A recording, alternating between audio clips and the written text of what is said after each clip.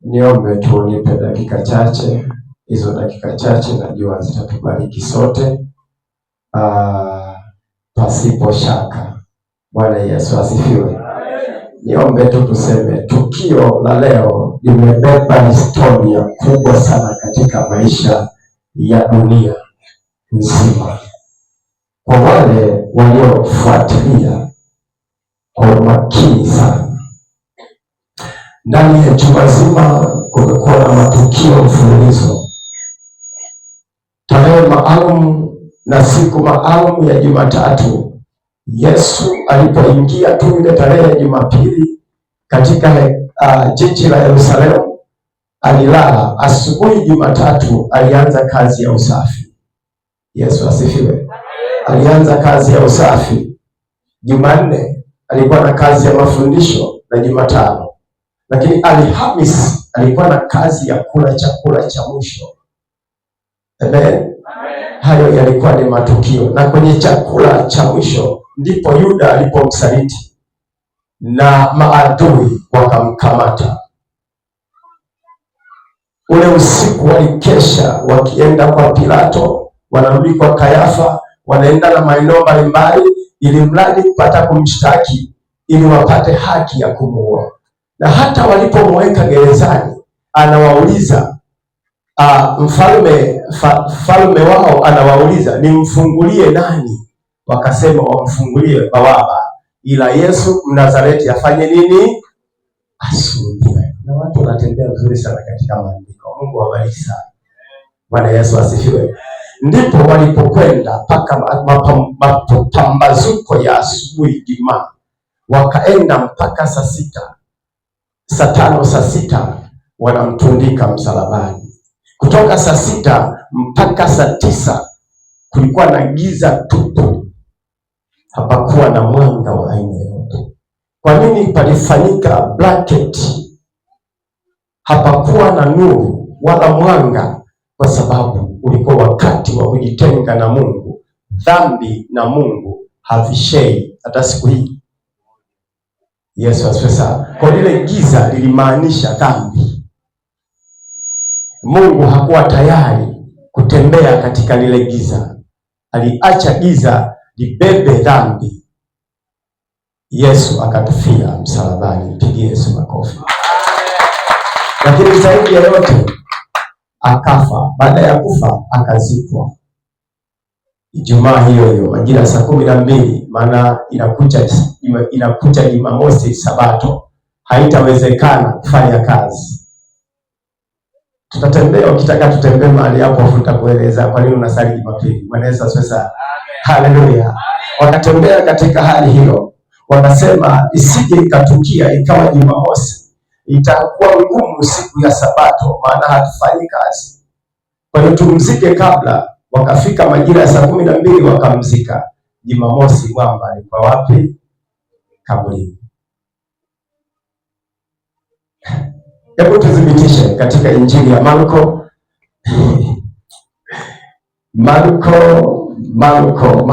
Marko sura ile ya 16.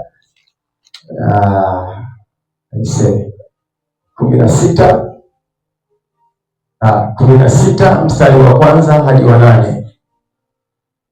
Tukimbia haraka, muda wetu ni mzuri kwa wale wanaotamani kusikiliza Injili. Lakini kwa wale ambao wanaangalia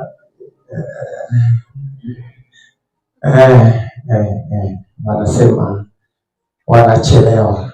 Yesu asifiwe. Nisaidie mstari wa 1 na mingine michache. Tunataka tutuone kwamba tayari yuko kaburini siku ya Jumamosi, lakini leo ni siku nyingine inakuja, inapambazuka. Nisaidie. Hata Sabato ilipokwisha kupita, Mariamu Magdalena na Mariamu mamake Yakobo na Salome walinunua manukato wapate kwenda kumpaka Yesu. Hata alfajiri mapema siku ya kwanza ya juma wakaenda kaburini. Jua lilipoanza kuchomoza, jua tu lilipoanza kuchomoza, wakasemezana wao kwa wao, wakaanza kuhojiana, ni nani atakaye tuondolea lile jiwe kwenye mdomo wa kaburi? Hata walipoangalia upande wa pili, waliona ya kuwa lile jiwe limekwisha kuondolewa, nalo lilikuwa kubwa mno. Wakaingia kaburini, wakaona kijana ameketi upande wa kuume, amevaa vazi zuri jeupe. Naye akawaambia, msistaajabu, mnamtafuta Yesu Mnazareti aliyesulubiwa. Pigie Yesu makofi. Mwamba ametoka, mwamba ametoka. Haijalishi lile jiwe lilikuwa zito kiasi gani. Wanaume wa shoka waliopewa mamlaka ya kuziba mdomo wa kaburi ili asije akatoka, walipambana watu kadhaa, wakaviringisha lile jiwe, wakaweka pale. Haikutosha, wakaweka na walinzi, wakakaa mahali pale. Walijua huyu mwanaume ni mjanja, anaweza akatoka tu. Yesu asifiwe sana. Amen. Wakaweka na walinzi. Si hata senta kuna walinzi, si ndio? Bwana Yesu asifiwe sana. Haleluya. Wakaweka na walinzi, wakakaa pale. Lakini ghafla nasema lilitokea tetemeko zito. Wale walinzi wakawa kama wamekufa. Na malaika aliposhuka akaliviringisha lile jiwe, akaliweka mbali. Mwamba akatoka. Pigie Yesu makofi. Unaona? Kutoka hapo sisi tukapewa ukombozi. Tukapokea neema ya kuwa huru, kuwa mbali na dhambi. Marudio ya dhambi ni chukizo mbele za Bwana. Yesu asifiwe sana. Amen. Marudio ya dhambi ni chukizo mbele za Bwana. Ndio maana watu wengi hatujaelewa maana ya kukombolewa. Tunapobatizwa tunakiri kwa jina la Baba na Mwana na Roho Mtakatifu, tunaufia dhambi, tunabeba alama ya msalaba, maana na sisi ni wafuasi wa Yesu Kristo, tunatumika kama wana wa Mungu. Tunatakiwa tudhihirishe ile neema tuliyopokea kutoka msalaba. Yesu asifiwe sana. Amen. Yesu asifiwe sana. Hebu muulize jirani yako, umekombolewa? Unamjua mkombozi wako? Unamjua mkombozi wako? Inawezekana tu umetinga nguo nzuri lakini huna mkombozi. Yesu asifiwe sana. Yaani ni kitu cha kawaida, vice versa kabisa. Unaona ni kitu ambacho yani hapa leo unakuwa wamekufa wengi bila hatia. Hivyo walifanya nini? Amedondoa mahindi asubuhi. Bwana Yesu asifiwe sana. Ng'ombe wamekufa, mbuzi wamekufa, kondoo wamekufa, ila hamjachinja watu. Bwana Yesu asifiwe sana. Kwa nini watu wanatamani kusherehekea? Wanasherehekea nini? Ngoja tuende kidogo tu alafu tuone. Tuingia katika Isaya 49. Tumeshapata mkombozi, na kwa neema ya Mungu Yesu ameshafufuka, yuko huru. Isaya 49:26. Nataka tu tujue mkombozi wako ni nani, na kama mkombozi wako unamjua, lazima umaanishe katika kumfuata. Yesu asifiwe sana. Tutafanya hapa correction tuone itakuwaje. Ile example tuone itakuwaje. Yesu asifiwe. Bwana Yesu asifiwe. Naomba nisaidie mstari wa 26. Unasemaje? Maneno Mungu yanasema. Ndio. Na hao wanaokuonea nitawalisha nyama yao wenyewe. Nao watalewa kwa kuinywa damu yao wenyewe. Kama kwa mvinyo mpya. Na wote wenye mwili watajua ya kuwa mimi Bwana ni Mwokozi wao. Ni Mwokozi. Pigia Yesu makofi. Kwa nini Mungu alimtuma Yesu Kristo asimame kama jemedari, amiri jeshi mkuu anayeweza kusimama kwa ajili ya kusaidia wewe uliye dhaifu, maisha yako yaende. Unapambana na magonjwa, ukisema kwa jina la Yesu mtu anapona. Unapambana na mapepo, ukisema kwa jina la Yesu mapepo yanakimbia.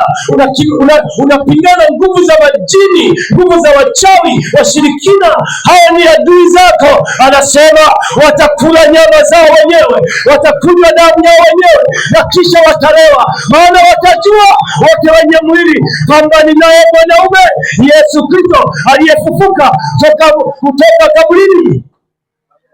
Yesu asifiwe. Wanaume washoka. Sio mchungaji, ni jembe. Mimi sio jembe, mimi ni shoka. Jembe linazoa wapi na mimi? Bwana Yesu asifiwe sana. Haleluya. Haleluya. Mimi ni shoka. Amina. Yesu asifiwe sana. Ila wewe ni jembe, si ndio? Nani ni jembe? Jembe wangu vipi? Jembe linazoa wapi na mimi? Mimi shoka. Mwanaume wa shoka. Bwana Yesu asifiwe sana.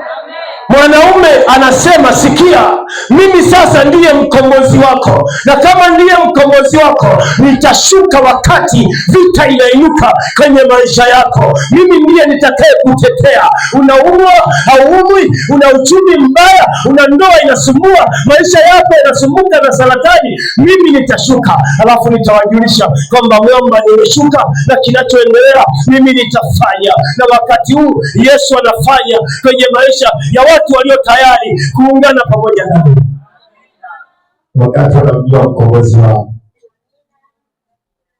Ngoja.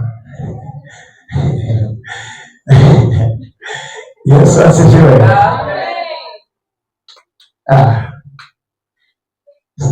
Siniseme Mungu wangu, siniseme.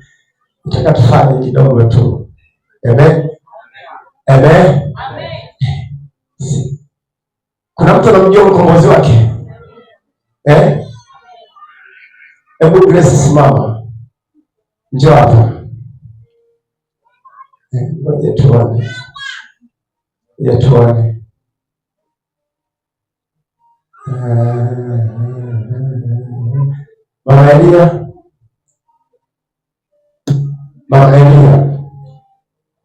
Mama Elia. Jamani, ningesema mke wa Elia, si ndio? Nimesema mama. Naona tunaweza kuchanganyana hapo. Bwana Yesu sasa. Haya, mama mchungaji. Leo nataka nihubiri tu simple tu, kwa sababu najua nitajiumiza sana, kuna wale nyumbani. Bwana Yesu sasa. Nataka tu nihubiri simple wana juma zima. Sasa nataka nifanye hivi. Wanaofahamu, yani watoto wa watu hawa, hebu waende kwa wazazi wao tuone. 1, 2, 3.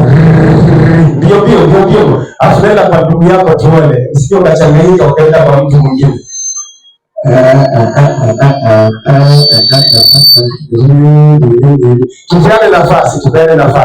Tupeane nafasi. Simama na watu wako tuone. Hao ndio watu wako kweli.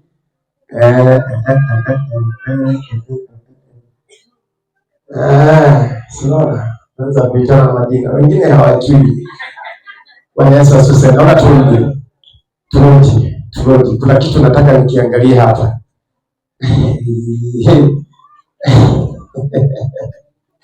Tumeona nataka tujaribu hivi tuone. Kuna watu wanasema wana baba, lakini matokeo yake hawaendi kwa baba yao. Wana mama, lakini matokeo yake hawaendi kwa mama yao. Wamebeba vitu vingine ambavyo havina ushuhuda kwenye maisha yao, ila wanasema tunaye nani? Baba. Ni kama mtu mmoja kaliwa na miaka 20 hajaenda kwa baba yake. Ni miaka 20, mtoto mdogo. Umri wa mtu mzima miaka 20 kwa hongwa ana watoto wangapi? Jamani, kwa nini kama na miaka 9 na mtoto na miaka 13 ana mtoto. Bwana Yesu asifiwe. Iko hivi, kama kweli ndiye Mungu wetu na ndiye mkombozi wetu, tunatakiwa kutembea kiuhalisia, tukiwa na baba yetu, tukiwa na mkombozi wetu. Yesu asifiwe. Yesu asifiwe. Lakini akisimama mkombozi hapa mpaka anashangaa hivi, na huyo naye ni kwangu, mbona simuelewi?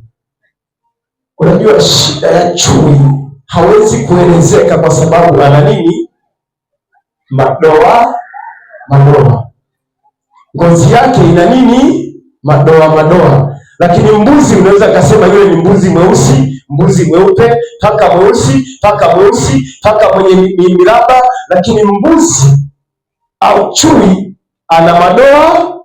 Kwa hiyo haeleweki, na ndio maana tukaulizana juzi, hivi popo tunamjua huwa anakaa wapi? Popo mbaliwai, popo. Unaona, popo ni kundi gani? Ni ndege? Ni mnyama? Ni mwanadamu? Tuende pamoja. Hiki ndicho nataka nikufundishe, nikusaidie kwenye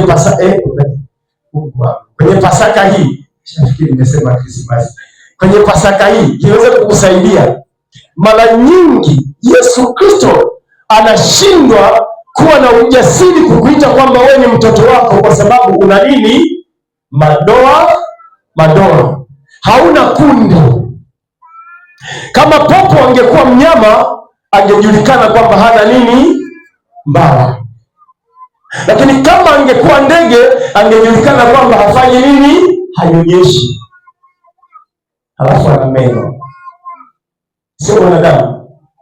Ndege huwa na meno, lakini ana meno. Unaona? Sasa hii inaleta picha ya kwamba watu wengi tunapokuwa katika huduma ya mkombozi aliyetuchagua, aliyetuita katika daraja la huduma, hatuko vice versa, hatuelewi wala hatujabeba kiumakini ile huduma au ule ukombozi tuliopewa. Ashumu kama wote tungemaanisha kanisa lingekuwa dogo, watu wangezurura mtaani. Lakini sema wanaosali na wasiosali ni hali hii. Kama kwenye pombe tuko mahali pamoja, kama kwenye umbea tuko mahali pamoja, kwenye kuchati na wadada na wakaka tuko mahali pamoja. Nani mzururaji hapa? Yesu asifiwe.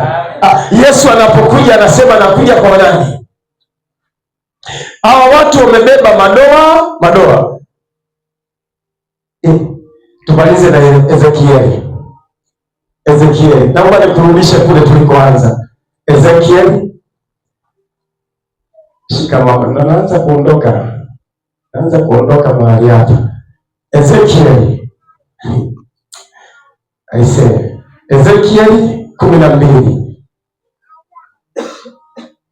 Ezekieli 12. Naomba unisaidie kale ka mstari tulikoanza nako. Yaani unajua ukitaka nihubiri hapa, hakika naamini kuna kitu tutaelewana. Alafu tutaelewana. Amen. Tutaelewana. Ndio maana Mungu ameshindwa kutupa majawabu na majibu mazuri yenye furaha. Hata kwenye jambo la furaha bado hatuna furaha. Kwenye jambo la huzuni bado hatuna huzuni. Afadhali amekufa wewe. Anasukua sana mtaani na hila yake. Naona nisaidie kusoma ule mstari wa kwanza au pili, tutaishia ule wa 5. Maneno ya Mungu yanasema. Ndio. Neno la Bwana likanijia tena. Neno la Bwana likamjia Ezekieli tena. Kusema, mwanadamu, wewe unakaa kati ya nyumba ile. Mwanadamu, wewe unakaa kati ya nyumba ya watu walioasi. Watu ambao wana macho ya kuona. Watu ambao wana macho ya kuona lakini hawaoni. Wana masikio lakini hawasikii. Bila hawasikii. Kwa maana ni nyumba ya kuasi. Bwana Yesu asifiwe. Dhumuni la Mungu ni kwamba anahitaji kuweka makao mahali hapo kwa usahihi, lakini anamtazama mwanadamu anayesikia Injili, anayesikia habari ya tamaa mbaya za kutoka, anayetamani aone ufalme wa Mungu. Huyu mwanadamu anayetamani kupata viwango vingine, amekaa kwenye nyumba ya watu walioasi.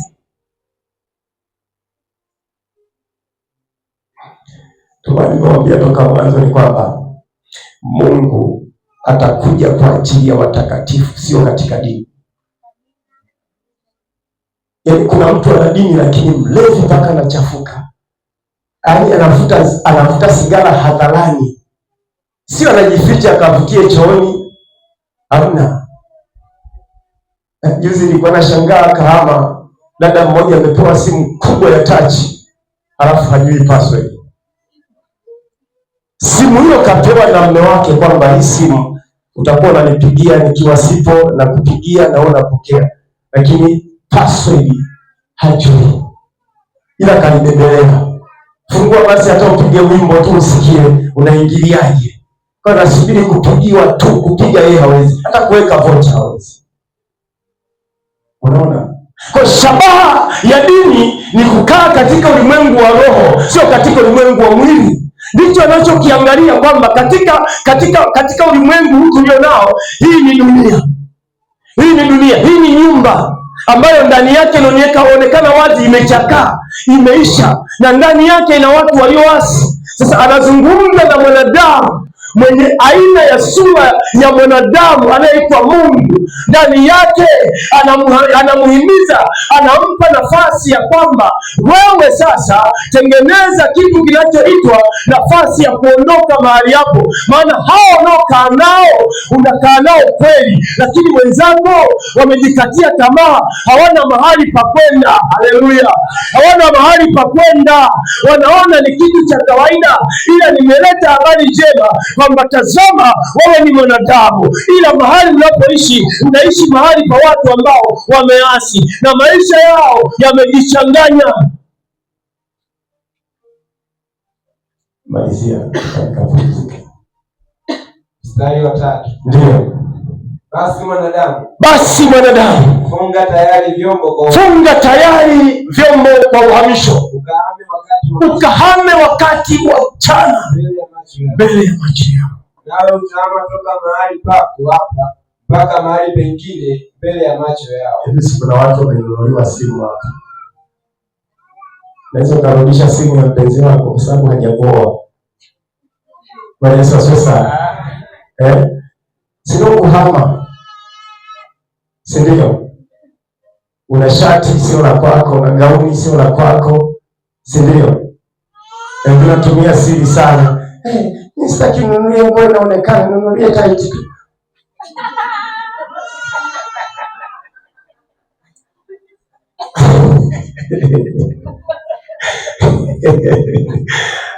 Ili watu wengine wasione. Ngoja nikwambie, hata hizo huwa zinaumbua. Baba mmoja alimpenda sana mke wake, akaona sasa nifanyaje, akaenda kununua chupi 10 zote rangi hii, akaja akamrundikia. Ndio sasa mama, kazi yako kujisaidia. Akakaa akatathmini, baadaye akamwambia baba fulani, hebu njoo, hivi maana yake nini? Akasema kwa nini? Sasa umenunulia rangi moja, chupi zote rangi moja, hivi watu si watasema na chupi moja?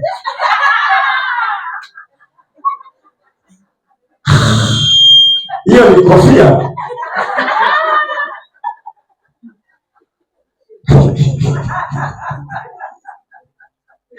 Hii ajabu. Eti watu wataniuliza eti wewe una chupi moja?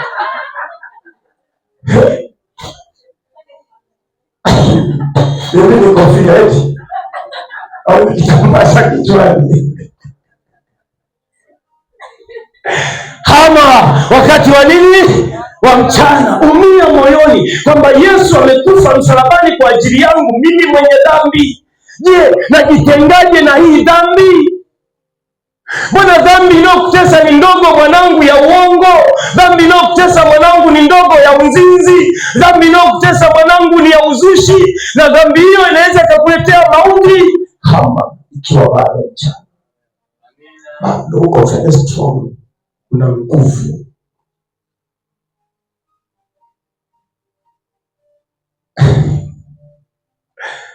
Uko very smart, uko very handsome. Hama bado mapema, usisubiri wakati mwingine mbaya. Unapokula sikukuu hii umehama. Yesu asifiwe sana. Sasa ifike mahali Mkristo huyo anaweza akatamka maneno mazito kwa sababu anasali lakini hajahama, anakaa kwenye nyumba ya watu walioasi. Mbona unatembea na mume wa fulani, mume wake tu akiwa ndani, akitoka nje ni waote hizi nyama Bwana Yesu asifiwe sana. Mume wake akitoka nje kuku wa manati. Bwana Yesu asifiwe sana. Unatamani kutoka, hama kwenye hiyo nchi. Amen. Hama maanisha unahama. Unapotupa kijiko unasema na kushukuru Mungu nimehama. Na kushukuru Mungu kasoda, na kushukuru Mungu nimehama. Unakula kanyama na kushukuru Mungu nimehama. Usikae kwenye nyumba ya walio wakati wanahama. Kuhama ni kazi. Bwana Yesu asifiwe sana. Kuhama ni kazi, ni pamoja na kurudisha. Amen. Unafunga vitu vya kwako. Kama ulikuwa na kaboksi, ndo hako. Kashangazi kaja, ndo hako. Amen. Hama nako. Yesu asifiwe sana. Kwa tumeshindwa kumsimulia Yesu Kristo kwa kina, ila tunachosimulia maisha ya dini zetu. Tumeacha msingi wa imani wa Yesu Kristo aliyotufia. Ndio maana mara nyingi nikisimama hapa sigusagi mimi dini ya mtu anisaidie, ila nachojua Yesu ndiye anayenisaidia. Bwana Yesu asifiwe sana. Nampenda sana Yesu kwa sababu aliokoa maisha yangu. Nilikuwa kwenye dhambi mno, lakini nilipoisikia sauti nikasema sasa ninahama. Nageuka nenda upande wa pili. Naomba Mungu akusaidie kwenye hii Pasaka. Tengeneza nafasi ya kuhama. Tunahama mchana, tunahama. Amina zimekuwa ndogo kwa sababu tayari unajua una deni hiyo. Na leo sikukuu ndio siku ya kulipa. Si ndio? Bwana Yesu asifiwe sana. Akienda tu kwenye pombe mimi nachepuka. Nakuja. Mungu akusaidie sana mwanangu. Bwana Yesu asifiwe sana. Wangapi tunahama? Wangapi tuko tayari kuhama? Unajua ile tamani tunataka kuhama. Yesu asifiwe sana. Kanisa limekosa ushuhuda wana wa Mungu. Yaani Yesu ametoa gharama ya kufa msalabani, amemwaga damu, alafu kifo ni cha aibu mno. Mtu anatundikwa juu ya msalaba yuko nusu uchi. Haijalishi anagongolewa misumari miguuni, unaunganisha miguu anagonga misumari na toboa ikakute mbao. Mikono hivyo. Wakaona bado huko na kaeneo kamebaki, wakaleta taji ya miba wakavalisha kwa nguvu. Damu zinachirizika. Ili wewe na mimi tupate msamaha. Hii gharama unaipokeaje? Yesu asifiwe. Yesu asifiwe. Hebu simama.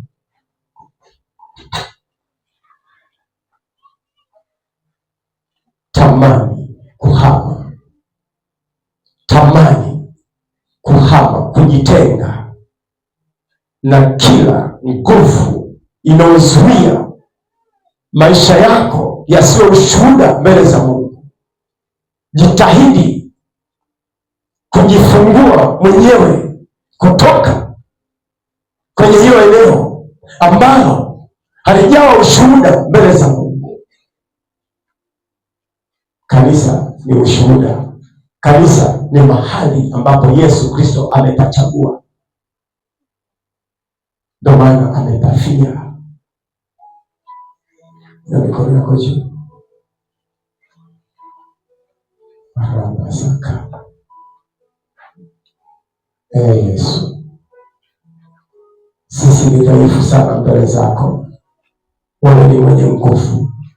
Umesema ndipo watu wenye mwili watakapotambua ya kwamba mimi ndiye Bwana Mungu wako, mkombozi wako. Tena adui zangu utawalevya kwa mvinyo wa damu zao na nyama zao.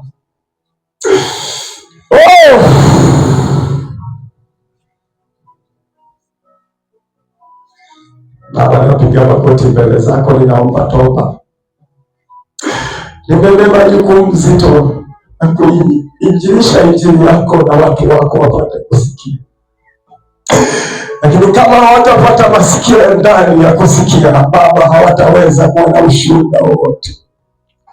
Yamkini wananitazama mimi ninapotembea, mwenendo wangu, ongea yangu, yamkini wanatazama hata maisha yangu Bwana, inawezekana hayana ushuhuda mbele zako. Naanguka mbele zako Baba, naomba unisamehe. Mimi ni mwenye dhambi, naomba watu hawa niwalete mbele za uso wako Kristo. Kuna watu wana vifungo mbalimbali, kuna watu wana vifungo mbalimbali, ndio. Kuna watu wana vifungo, kuna watu wanaishi jela, kuna watu wanaishi mahali pakame, kuna watu wanaishi jangwani, kuna watu wanaishi kwenye maji kama majini, kuna watu wanaishi kwenye miti kama ndege. Yesu Mnazareti, Yesu Mnazareti, haya majira ni ya kazi yako Bwana. Likumbuke kanisa lako unapofufuka, fufuka na roho zetu zilizoshikiliwa na roho za kuzimu. Unaposhuka kuzimu, ulihubiri injili, baadaye ukatoka.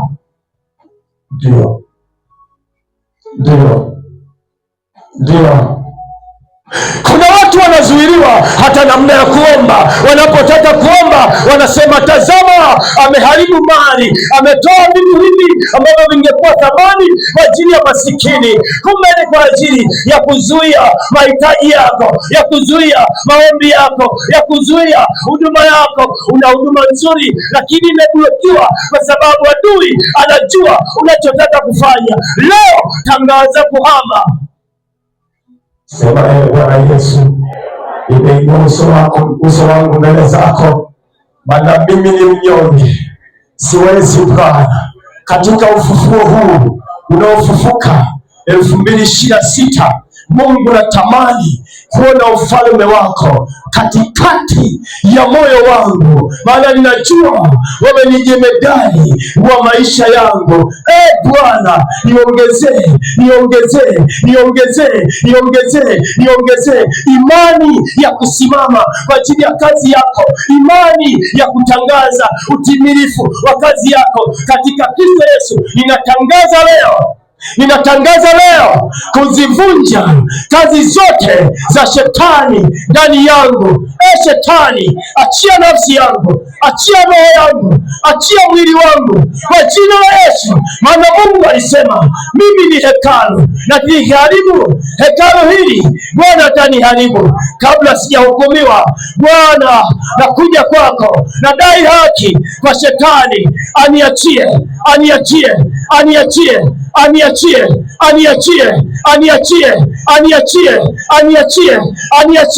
kwa jina la Yesu, kwa jina la Yesu.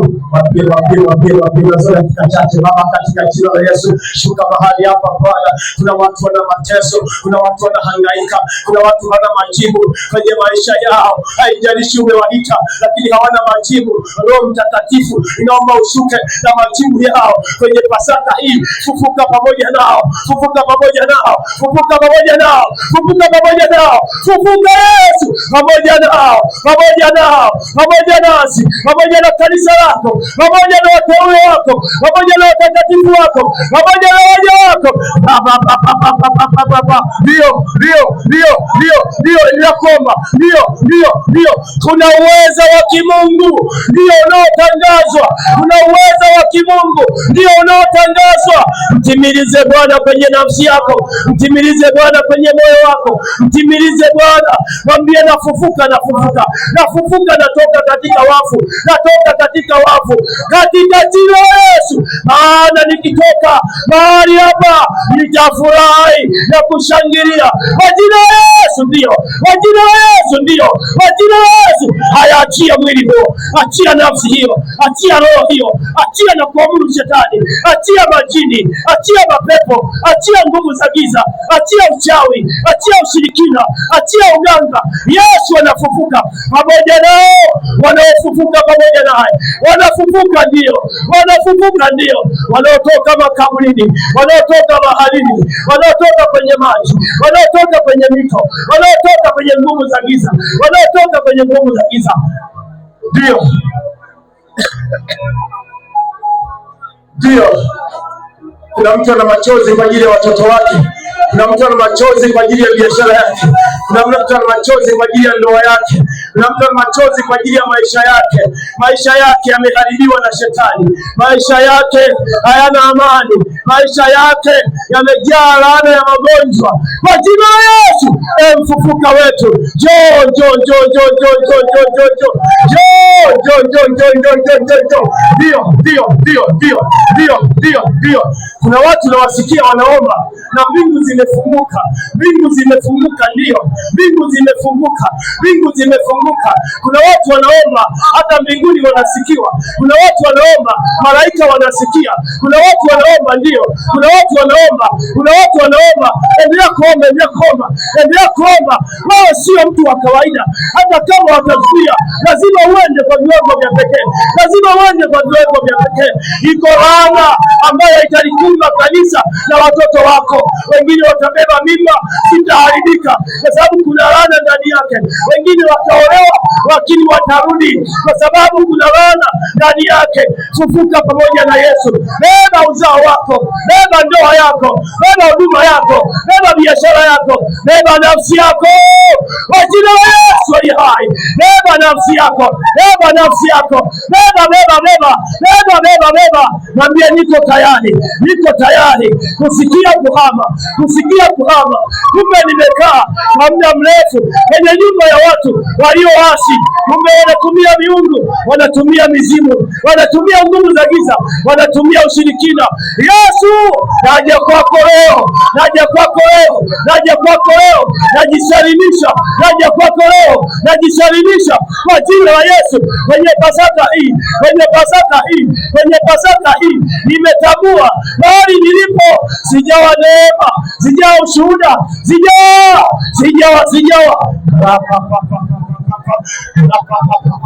Sasa naona kuna watu wanaomba mahali hapo. Ninaona, nasikia sauti, nasikia sauti za watu wanahama, nasikia za watu wanafunga mizigo katika jina la Yesu. Tunaenda kwa Mungu, hatuendi kwa wachungaji, hatuendi kwa manabii, hatuendi kwa mitume. Twende kwa Baba, twende kwa Baba, ndio, twende kwa Baba. Kuna watu wanachelewa kupiga miayo, kuna watu wanachelewa. Mwambie, mwambie, mwambie, mwambie. Kuna watu wanachelewa. Roho Mtakatifu, Roho Mtakatifu, Roho Mtakatifu, ni siku ya kwako. Roho Mtakatifu, ni siku ya kwako.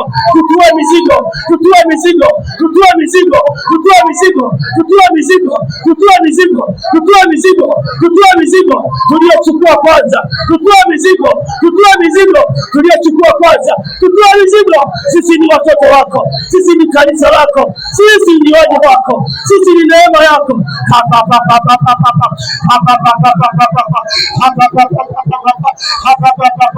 Kwa jina la Yesu. Bwana amesikia na mbingu zimesikia na mvua imeshuka, mvua ya baraka. Pokea kwa jina la Yesu.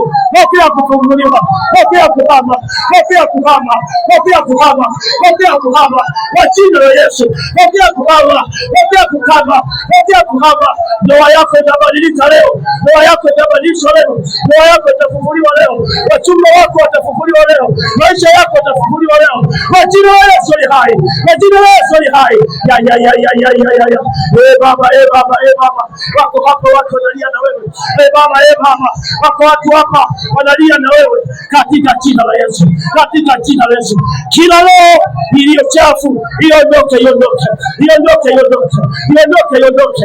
Saa ya kuhama, anza kuhama, anza kuhama, anza kuhama, anza kuhama. Piga hatua unahama, piga hatua unahama, mahali ulipo unahama, hama, hama, hama, hama, hama, hama, hama, unahama, unahama, unahama, unahama, unahama. Anza kuhama, anza kuhama, anza kuhama, anza kuhama, anza kuhama, ndio, anza kuhama, anza kuhama.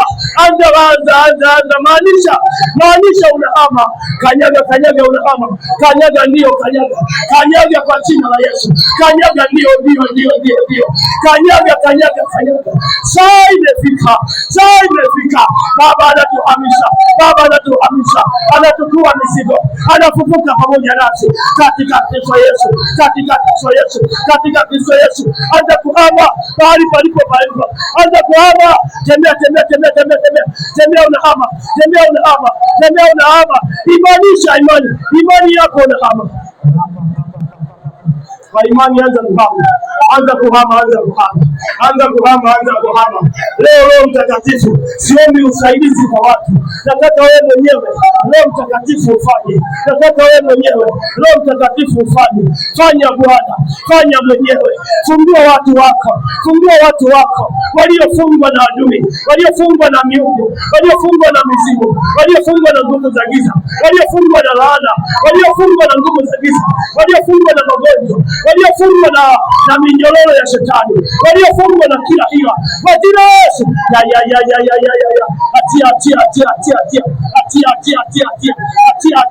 atia. Toka shetani, toka kwa damu ya Yesu.